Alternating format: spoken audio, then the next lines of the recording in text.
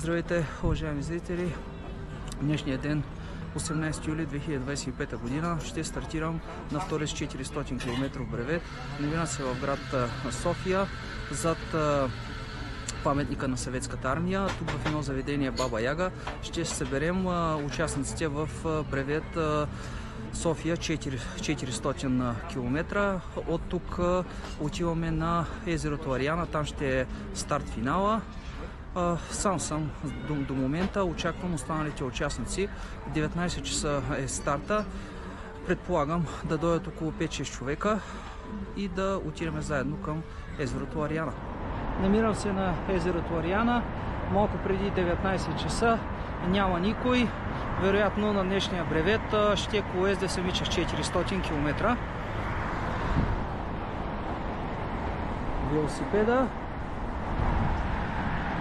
езерото Ариана, моя милост. Успех си пожелавам. Излизане от София, изминати 3 км, остават още 400. Сам съм. Не очаквах така да се развият събитията. Чак никой да няма.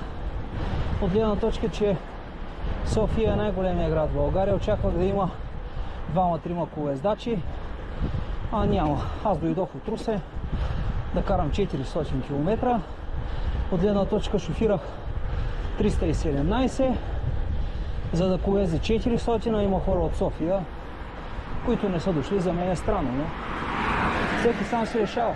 Съвсем случайно се засяках с този колездач Спас.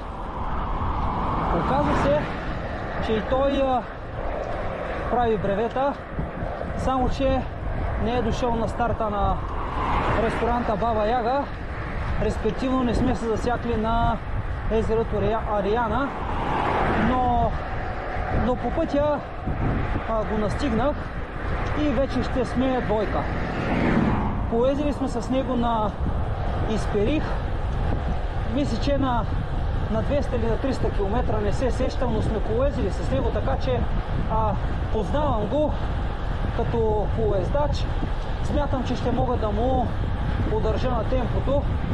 Той каза, че е завършил този бревет и поради тази причина ще съм зад него, опашка, за да мога и аз да го завърша. Първа контрола за втория ден Брезник. Контролата е на 206 км. Остават ми още 198 до финала.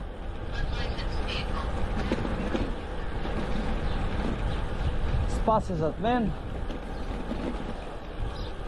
Около 45 минути преди затваряне на контролата пристигам в пореченото място. Тук трябва да си направя селфи, да го изпратя в Телеграм групата и да продължа. Но ще изчакам и Спас. Раковски! За първи път съм в този град.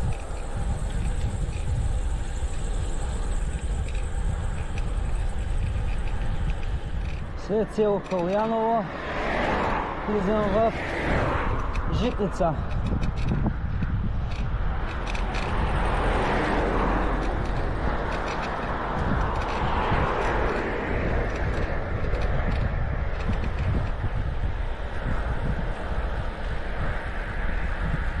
Излязох от Старосел, посоката е Панагюрище. Колезя самичък, тъй като Спас дръпна малко напред и има около 10 на минути предмина от мен. Панагюрище е 5 минути след контролата, която беше в 15 часа и 30 минути. Влизам.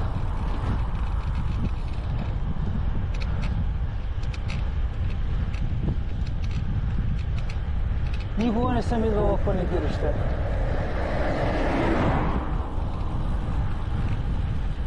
Чувал съм единствено за Панагюрското златно съкровище.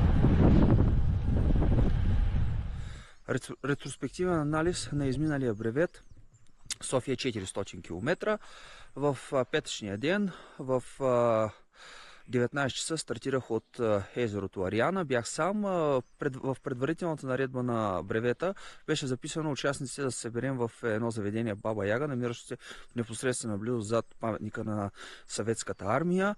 Никой не дойде. Аз ориентировачно около 6:15 някъде, 6:20 бях там. До към 7 без 10 някъде чаках, но нямаше никой. Та стартирах аз от езерото Ариана в 19 часа. По трасето се засяка с още един колездач. Спас, с който просто не сме се засекли, защото той ни е пристигнал на заведението Баба Яга. Директно е тръгнал от Ариана и поради тая причина сме се разминали на старта. До село Ръжево Конаре се движихме в пакет с Спас. Това е цялата вечер. На Ръжево Конаре се разделихме по изцяло моя грешка. От натрупалата се умора, от гледна точка, че предходния ден от Русе до София шофирах около 320 км. Около 1 час ми беше почивката в София, да разтоваря велосипеда, да го сгубя съответно и да поема към езерото Ариана. То от натрупалата се умора на Ръжево Конаре Спас тръгна и аз принципно трябваше след него да тръгна. Съм заспал. Вероятно съм спал. Визирам, спал съм, седнах на един стол да си почина, взех си сладолед и така съм си облегнал главата назад и съм заспал. Вероятно, може би съм спал около час и половина-два. Продължих аз към Панагюрище вече, но Спас го изгубих. Контрола в Панагюрище беше в 15 часа и 30 минути. Пристигнах в Панагюрище около 4 без 15 някъде, не можах да я хвана. Въпреки това продължих.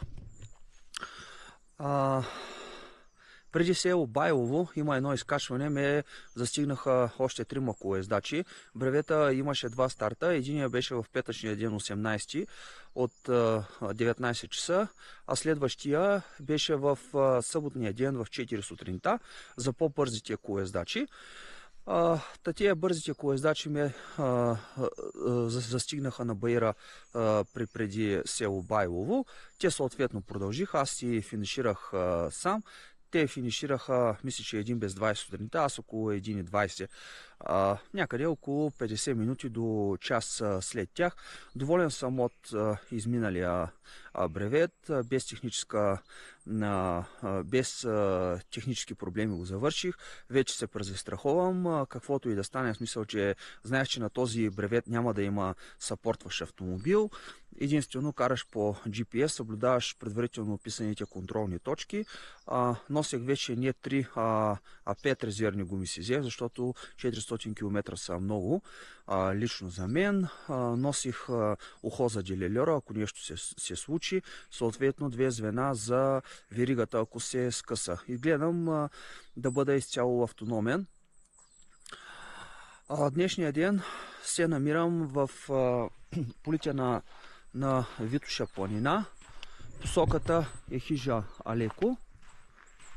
Вчерашния ден след бревета спрях в квартал Драгалевци.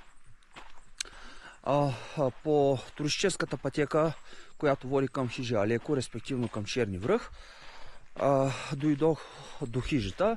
Това са ориентировъчно около 7-8 км. Съответно хапнах на хижата и слязох. След това качих колата тук до Хижа Алеко. И днешния ден ще се кача до Черни връх и се прибирам.